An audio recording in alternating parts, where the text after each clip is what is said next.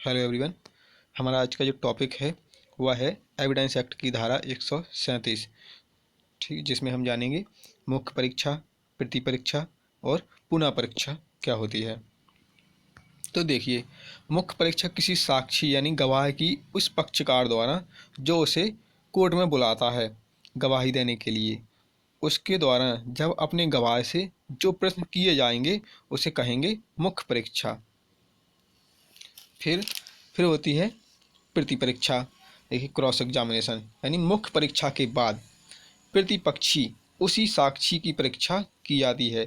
यानी जो गवाह से पहले गवाह था, जिस गवाह से मुख्य परीक्षा की गई है, उसी गवाह से प्रतिपक्षकार जो होगा, प्रतिपक्षकार कुछ प्रश्न पूछेगा, जिसे प्रति परीक्षा यानी क्रॉस एग्जामिनेशन कहते हैं।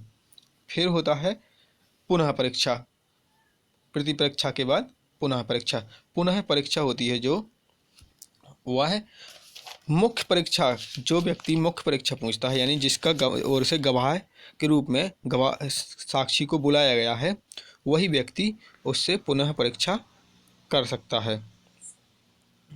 जैसे आ और बा के बीच में चल रहे वाद में, यानी एक जो केस है, आ और बा के बीच में जो केस चल रहा था, सा और दा साक्षी के रूप में पेश हुए थे। सा और दा थे जो साक्षी यानी गवाह के रूप में पेश हुए थे, और आ द्वारा, ठीक है, आ द्वारा सा और दा से जो मुख्य परीक्षा की गई थी, तथा बाद में बा के द्वारा सा और दा से प्रति परीक्षा की गई थी, तथा उसके बाद अब आ को लगता है कि प्रति परीक्षा के बाद हमें अपने गवाह यानी सा और दा से पुनः परीक्षा करनी है, तो वह कोर्ट से इजाज़त लेकर के सा और दा से पुनः परीक्षा कर सकता है, यानी फिर से कुछ प्रश्न पूछ सकता है। एक एग्जाम्पल के तौर पर हम समझते हैं कि देखिए, आप लोगों ने देखा होगा कि फिल्मों में क्या होता है कि कोर्ट में केस चल रहा होता है, तो एक पक्षकार कहता है, पहला पक्षकार, कि सर हमने ऐसा नहीं किया है, हमने वह खून यानी मर्डर नहीं किया है, ठीक है, हमने वह हत्या नहीं की है, और हमारे पास एक गवाह भी है, हम उस समय पर वहाँ पर उपस्थित नहीं थे, हम दिल्ली में थे। तो फिर और हमारे जब हम दिल्ली में थे तो वहाँ पर हमारे साथ में एक व्यक्ति भी था जो गवाही देने को तैयार है। तो कोर्ट कहेगा, ठीक है भैया, आप अपने गवाह को बुला लीजिए। ठीक है, तो गवाह को, जो पहला पक्षकार है, वह अपने गवाह को बुलाएगा और उससे कुछ प्रश्न पूछेगा, जिसे, ठीक है, जिसने अपने गवाह को बुलाया है वही व्यक्ति अपने गवाह से प्रश्न पूछेगा, जिसे मुख्य परीक्षा कहते हैं। ठीक है, उसके बाद जब अपने प्रश्न पूछ करके वह तसल्ली हो जाएगा कि हाँ, हमने अपने गवाह से प्रश्न पूछ लिए हैं, फिर दूसरा पक्षकार, अगर दूसरे पक्षकार को लगता है कि हमें अपने गवाह, जो इनका गवाह है पहले व्यक्ति का, उससे कुछ सवाल पूछने हैं, तो वह कोर्ट से इजाज़त लेगा कि सर, हमें इनके गवाह से, जो साक्षी है, उससे कुछ प्रश्न पूछने हैं। तो न्यायालय के द्वारा उसे आज्ञा दी जाएगी कि हाँ, आप इनके गवाह से कुछ सवाल पूछ सकते हैं।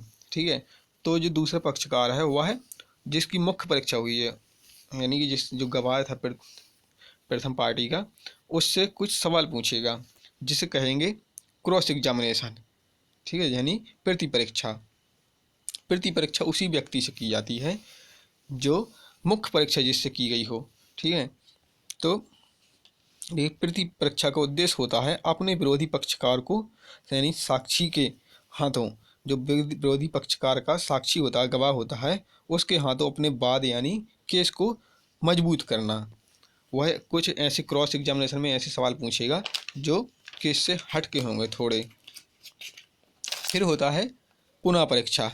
अब देखिए, पुनः परीक्षा क्या होती है। जब प्रति परीक्षा हो जाती है, मान लीजिए प्रति परीक्षा हो रही थी, उसके समय पहले जिसने गवाह को बुलाया था उसके मन में लग रहा है कि प्रति परीक्षा में कुछ ऐसे सवाल पूछे गए हैं जो कुछ और प्रश्न भी खड़े करता है। ठीक है, तो वह क्या करेगा, कोर्ट से इजाज़त लेगा कि सर, हमें अपने गवाह से पुनः परीक्षा करनी है, यानी री एग्जामिनेशन करना है, फिर से कुछ सवाल पूछने हैं हमें अपने गवाह से। तो देखिए, उसकी मुख्य परीक्षा भी हो गई थी, प्रति परीक्षा भी हो गई थी, यानी क्रॉस एग्जामिनेशन हो गया था। अब क्या हो रहा है जिसने गवाह को बुलाया था वह फिर से अपने गवाह से कुछ प्रश्न पूछना चाहता है, यानी पुनः परीक्षा यानी री एग्जामिनेशन करना चाहता है। तो वह कोर्ट से याद लेगा कि सर हमें कुछ और सवाल पूछने हैं अपने गवाह से।